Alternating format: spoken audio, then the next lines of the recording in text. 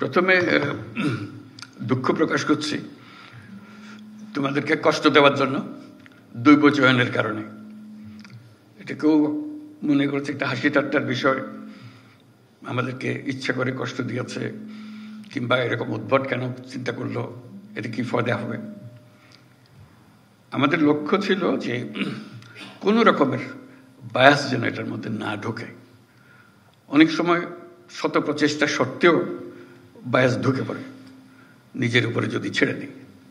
কিন্তু দৈব চয়নতে এসছে যেন নিজেকে এর থেকে দূরে রেখে ফেলতে পারি। আমরা যে কজনেই এটার সঙ্গে শরিক ছিলাম, তাদের কারো কোনো রকমের বায়াস এটার মধ্যে না ঢোকে, যাতে মুক্ত মনে যেখানে জায়গা হয়েছে, আমার নম্বর পড়েছে, সেখানে গেলাম, সেখানে আমি আমার কাজ করব। এটা অসুবিধা, ব্যক্তিগত অসুবিধা হয়। কোথায় গেছি পড়লাম, চিন্তা করি না কোনোদিন এখানে কাজ করতে হবে। আমরাও ভাবি না যে এর জায়গায় এখানে হবে, ওর জায়গায় এখানে হবে। কিন্তু একটা চ্যালেঞ্জ সৃষ্টি করে, শুরুতেই একটা চ্যালেঞ্জ। এই চ্যালেঞ্জটা নেবার জন্য মানসিক প্রস্তুতি দরকার। এটার ফলে আশা করি এই কষ্টের মধ্যেও সেই চ্যালেঞ্জটা গ্রহণ করার একটা মনোভাব তোমাদের মধ্যে জেগে উঠবে যে আমি এই চ্যালেঞ্জ গ্রহণ করলাম। তাহলে সব জিনিস পরিষ্কার হয়ে আসবে।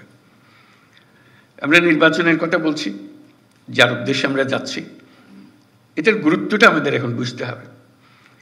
নির্বাচন বলতেই আমরা অতীতের কিছু নির্বাচনের কথা মনে রাখি, মনে চট করে আসে। তোমরাও দেখেছো সেই নির্বাচনগুলো। কেউ প্রহসনের নির্বাচন বলে, প্রতারণার নির্বাচন বলে, তামাশার নির্বাচন বলে। এগুলো হলো তাদের বিশেষণ। সেখান থেকে আমাদের চলে যেতে হবে বহু উপরে।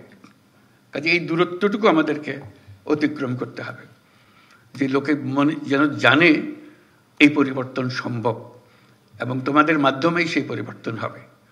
কাজে এই দৈব চয়নের মাধ্যমে যারা নির্বাচিত হলো তোমরা, তারা একটা ঐতিহাসিক দায়িত্ব পালন করার জন্য, সাধারণ দায়িত্ব পালন করার জন্য। সাধারণ দায়িত্ব সবসময় এই দিক থেকে এখানে যাওয়া সব হবে, কিন্তু একটা ঐতিহাসিক দায়িত্ব পালন। এটা ইতিহাসে যেন স্মরণ করে। এখানে তোমরা অনেক কথা বলেছ, তার মধ্যে বাইরের যারা পরিদর্শন করবে, আসবে, পর্যবেক্ষণ দল আসবে, তারা আমাদের খুদ ধরার চেষ্টা করবে, আমাদের এটা হয় নাই, ওইটাই ভাবে হলে ভালো হতো বলবে। এবারের নির্বাচন হলে এমন নির্বাচন, তারা স্মরণ করবে বাংলাদেশের নির্বাচনটা আমরা দেখেছিলাম, এটা এরকম। তারা নানা দেশে এটা বলবে, এরকম একটা নির্বাচন তারা এটা দৃষ্টান্ত হিসেবে নিয়ে যাবে তাদের মাথায়, বারে বারে বলবে এই নির্বাচনের মতো নির্বাচন আমরা কখনো দেখি নাই, আমরা এক কাজ করি, এটা আমাদের একটা পারদর্শিতা আছে, কিন্তু এখানে যে নির্বাচন দেখে গেলাম সেটা আমাদের একটা স্মরণীয় পরিদর্শন হলো, আমাদের স্মরণীয় অভিজ্ঞতা হলো, সেই অভিজ্ঞতা আমরা এখান থেকে নিয়ে যাব। সেই ধরনের একটা নির্বাচন আমরা করে যেতে চাই।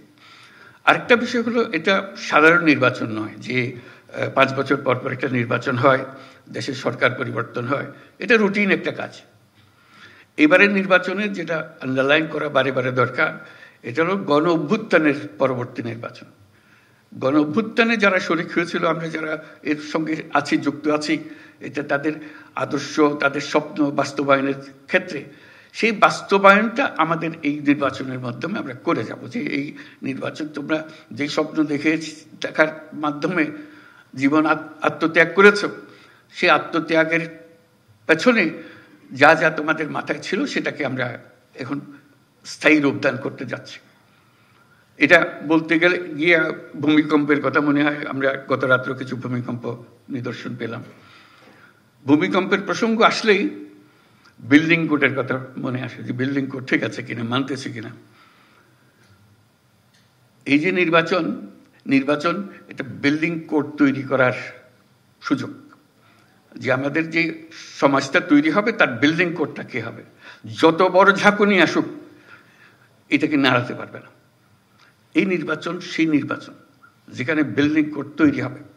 যারা বিল্ডিং কোডটা তৈরি করবে তাদের হাতে এই দায়িত্ব দেওয়ার জন্য। তার সঙ্গে যে গণভোট আসছে, এটা শুধু 5 বছরের নির্বাচন, সনাতন নির্বাচন তা না, এটার একটা বড় গুরুত্বপূর্ণ জিনিস হলো গণভোট। সেটা হলো বিল্ডিং কোড। এই বিল্ডিং কোডটা আমরা তৈরি করে দিয়ে যাব, যেটা শত বর্ষ ধরে এই দেশকে, এই জাতিকে সামনে এগিয়ে নিয়ে যাবে। কাজে এই দায়িত্ব, এই ঐতিহাসিক দায়িত্ব যে পেয়েছ, এটার জন্য আল্লাহর কাছে শুকরগুজারি করো যে আমাদেরকে এই দায়িত্ব পালন করার সুযোগ দিয়েছে। আমরা সারা জীবনে যখন জীবনে কি করলাম সেটা বিচারে বসবো, এটার জন্য 1 নম্বরে আসে যে আমি এটাতে শরিক ছিলাম, এই বিল্ডিং কোড তৈরি করে দিয়ে এসছি বলে আজকে দেশটা আমরা পেয়েছি, আমাদের সন্তানদের কাছে এই দেশ অর্পণ করে যেতে পারছি। কাজে ওই ঐতিহাসিক ভূমিকাটার কথা স্মরণ করো।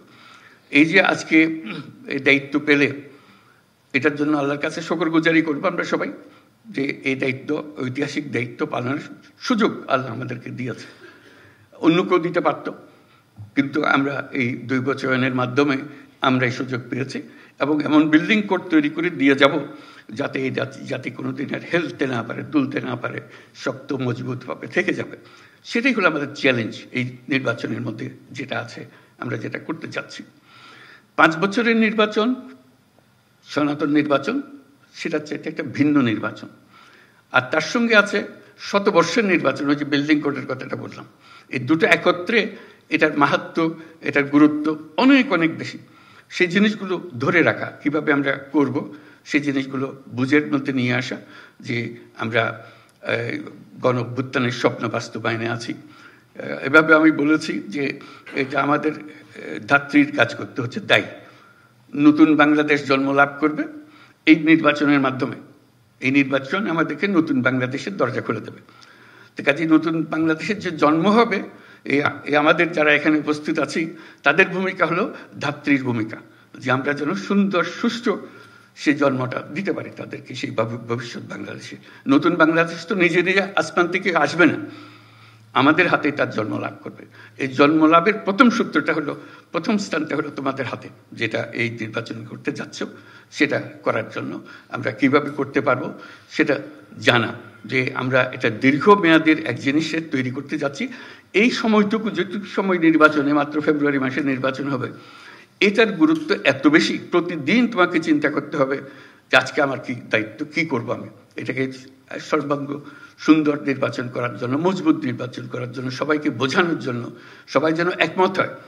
এটা তাকে জোর করে করানোর বিষয়ে আমরা যাব না। আমরা বলছি সবাই একমত হয়ে, একত্র হয়ে আমরা করব, দলমত নির্বিশেষে সবাই একমত হবে যে আমরা একটা নতুন নির্বাচন, নতুন বাংলাদেশ গড়ার জন্য আমরা আজকে তার জন্ম দেওয়ার মুহূর্তে এসেছি, সেই জন্মটা লাভ করবে। আগে একটা স্বপ্ন দেখেছিল গণ-অভ্যুত্থানের মাধ্যমে, আজকে বাস্তবের পথের মধ্যে আমরা তাকে উঠিয়ে দিচ্ছি।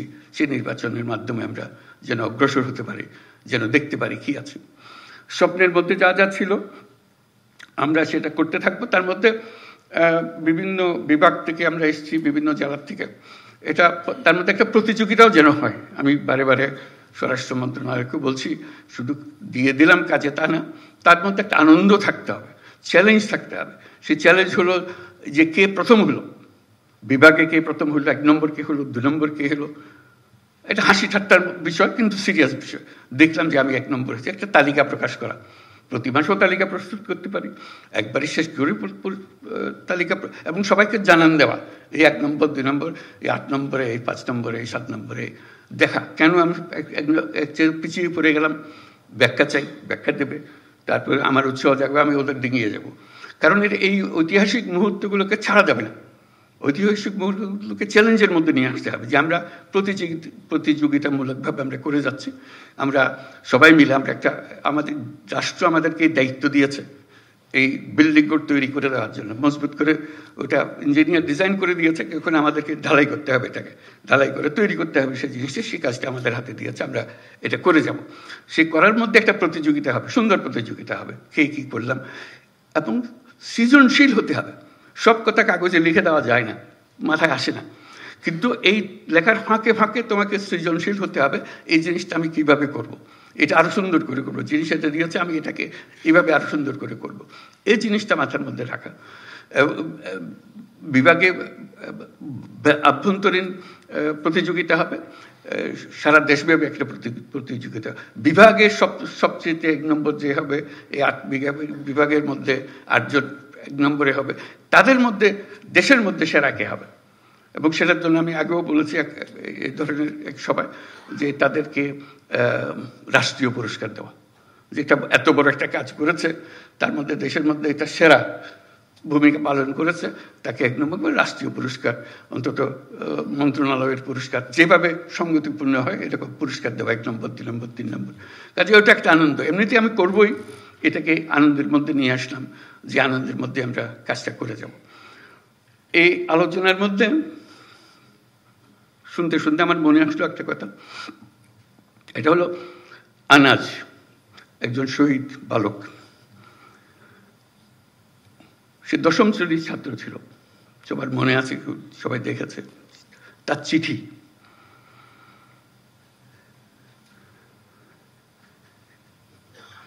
সে মিছিলে যোগদান করবে,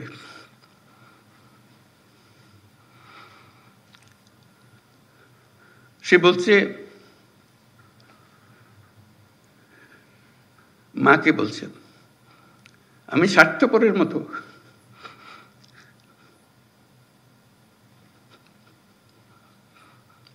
বসে থাকতে পারবো না, আমাকে মাফ করে দিও,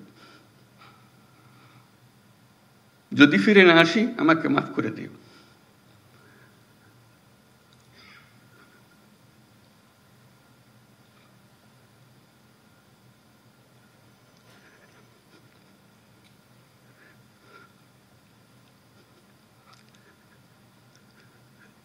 সে আনাজের বক্তব্য আমাদের কর্তব্য ঠিক করে দিয়ে গেছে।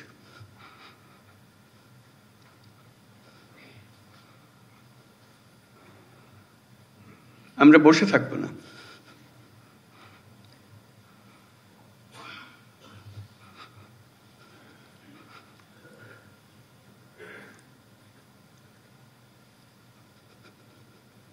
তার দায়িত্ব, সে যে দায়িত্ব আমাদেরকে দিয়ে গেছে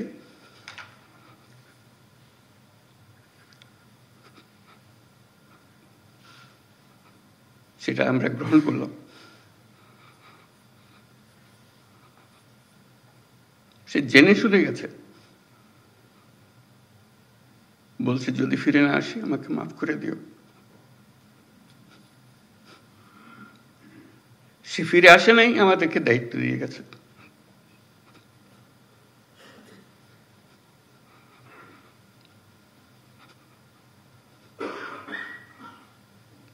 সেই কাপুরুষের মতো বসে থাকতে চাইনি, আমরাও কাপুরুষের মতো বসে থাকতে চাই, আমরা তার স্বপ্ন বাস্তবায়ন করতে চাই, এটি আমাদের দায়িত্ব।